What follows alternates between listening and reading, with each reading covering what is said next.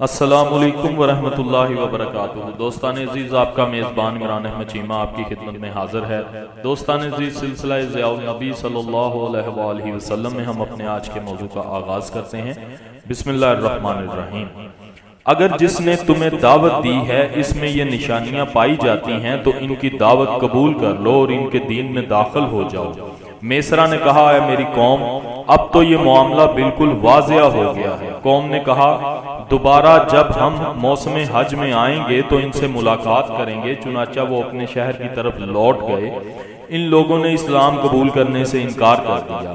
اس کے بعد حضور صلی اللہ علیہ وآلہ وسلم ہجرت کر کے مدینہ طیبہ آئے، پھر 10 ہجری میں حجۃ الوداع ادا کرنے کے لیے مکہ تشریف لے گئے۔ وہاں میسرہ نے حضور سے ملاقات کی اور حضور نے اس کو پہچان لیا۔ میسرہ نے عرض کی، یا رسول اللہ، میں اس دن سے آپ کی پیروی کا شدت سے خواہش مند تھا جب حضور نے ہماری قیام گاہ پر مینا کے میدان میں اپنی اونٹنی بٹھائی تھی۔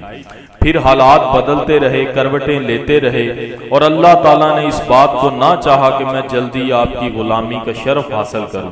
چنانچہ میں آج بڑی تاخیر سے اسلام لانے کے لیے حاضر ہوا ہوں۔ وہ لوگ جو اس روز میرے ساتھ تھے ان میں سے اکثر مر گئے ہیں۔ یا رسول اللہ، ان کا ٹھکانہ کہاں ہے؟ رسول اللہ صلی اللہ علیہ وآلہ وسلم نے فرمایا، اسلام قبول کیے بغیر جو شخص مرا ہے وہ دوزخ میں ہوگا۔ میسرہ عرض کرنے لگا، سب تعریفیں اللہ تعالیٰ کے لیے ہیں جس نے مجھے آتش جہنم سے بچا لیا۔ پھر وہ مشرف با اسلام ہو گئے اور عمر بھر احکام الہی کو حسن و خوبی سے انجام دیتے رہے۔ حضرت صدیق اکبر میسرہ کا بڑا احترام کرتے تھے۔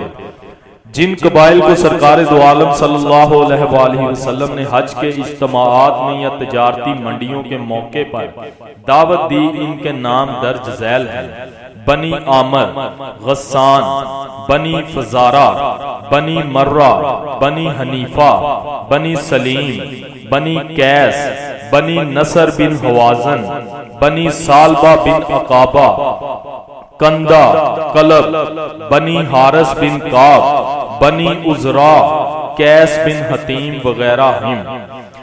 ہادی برحق صلی اللہ علیہ وآلہ وسلم کا یہ معمول تھا کہ جب حج کے موقع پر عرفات کے میدان میں جزیرہ عرب کے گوشہ گوشہ سے آئے ہوئے قبائل جمع ہوتے تو نبی کریم صلی اللہ علیہ وآلہ وسلم ہر قبیلے کی قیام گاہ پر تشریف لے جاتے اور انہیں اسلام قبول کرنے کی دعوت دیتے۔ لیکن جب حضور نے ملاحظہ فرمایا کہ قبائل عرب اسلام قبول کرنے سے جھجکتے ہیں تو حضور نے ان کے سامنے اس سے کم تر مطالبہ پیش کیا کہ شاید وہ اس بات کو قبول کر لیں اور یہی بات شاید ان کی ہدایت کا باعث بن جائے یا دوسرے قبائل کے لیے ہدایت کا دروازہ کھل جائے۔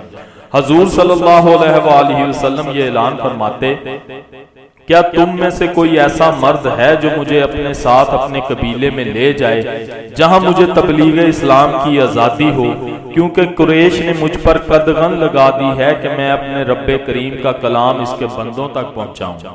کیونکہ اہل عرب کا یہ دستور تھا کہ اگر ان سے کوئی پناہ طلب کرتا تو وہ اس کو ضرور پناہ دیتے۔ حضور نبی کریم صلی اللہ علیہ وآلہ وسلم کی ان کو اس نبوت کو خدمت اسلام کے لیے استعمال کرنا چاہتے تھے، یعنی اگر تم سر دست اسلام قبول کرنے کے لیے آمادہ نہیں تو میں تمہیں مجبور نہیں کرتا، لیکن قریش نے مجھ سے تبلیغ حق کی آزادی چھین لی ہے۔ نہ یہ خود میری دعوت قبول کرتے ہیں، نہ اس بات کو گوارا کرتے ہیں کہ میں آزادی سے اللہ کے دین کی دعوت دوں۔ جس کا جی چاہے قبول کرے، جس کا جی چاہے انکار کر دے۔ سرکار دو عالم صلی اللہ علیہ وآلہ وسلم کا مقصد یہ تھا کہ اگر کوئی ایسا شخص سامنے آئے اور مجھے اپنے ساتھ اپنے قبیلے میں لے جائے جہاں مجھے دین حق کی تبلیغ کرنے کی آزادی ہو اور میں اپنے مشن کو جاری رکھ سکوں، تو ہو سکتا ہے اس قبیلے کے لوگ ہی اس دین حق کو قبول کر لیں، یا کوئی فرد یا قبیلہ جن کے کانوں تک میری یہ دعوت پہنچے تو ان کا بخت بیدار ہو جائے اور وہ اللہ تعالیٰ کی وحدانیت پر ایمان لے آئیں۔ لیکن اہل مکہ کے معاندانہ پراپگنڈے نے انہیں اسلام سے اس قدر خوف زدہ کر دیا تھا کہ وہ اس عام سی بات کو بھی ماننے کے لیے تیار نہ تھے۔ اسی اثنا میں قبیلہ بنی ہمدان کا ایک شخص حضور کی خدمت میں حاضر ہوا۔ حضور نے پوچھا تم کون ہو؟ اس نے جواب دیا میں قبیلہ ہمدان کا ایک فرد ہوں۔ حضور نے اس سے پوچھا کیا تیری قوم میں یہ جرت ہے کہ میرے دفاع کی ذمہ داری قبول کر سکے؟ اس نے کہا بے شک، لیکن معان اس کے دل میں یہ خیال آیا کہ شاید اس کی قوم اس کی پناہ کو اہمیت نہ دے اور حضور کو کوئی گزند پہنچے۔ چنانچہ تھوڑی دیر بعد وہ نبی کریم صلی اللہ علیہ وآلہ وسلم کی خدمت میں حاضر ہوا۔ وہ کہنے لگا میں اپنی قوم کے پاس جاؤں گا اور آپ کے بارے میں ان سے گفتگو کروں گا۔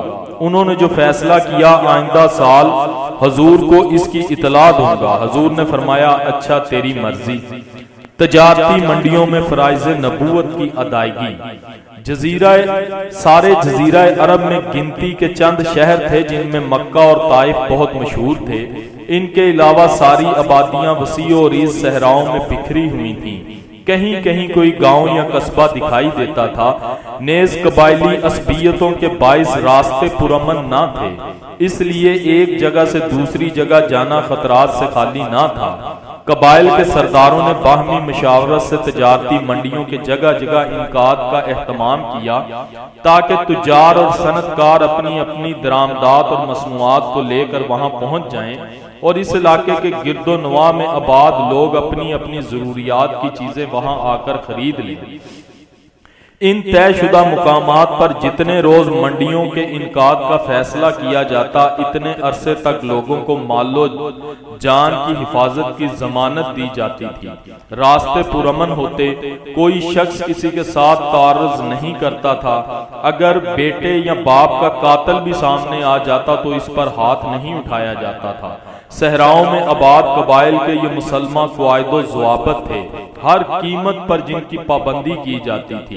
ان ایام میں لوگ دور دراز سے خرید و فروخت اور دیگر مقاصد کے لیے یہاں اکٹھے ہوتے تھے۔ اس اجتماع سے فائدہ اٹھاتے ہوئے شعراء اپنے قصائد سے اور خطبہ اپنے فصیح و بلیغ خطبات سے لوگوں کو محظوظ کرتے۔ اس سے عوام کے ادبی ذوق کی آبیاری کے ساتھ ساتھ لوگ اپنے وطن کے شعراء اور خطبہ سے متعارف ہوتے۔ ان کی قادر الکلامی اور فصاحت و بلاغت پر ان کی تحسین کی جاتی اور علاقائی سطح پر وہ اپنے اہل فن میں مشہور ہو جاتے۔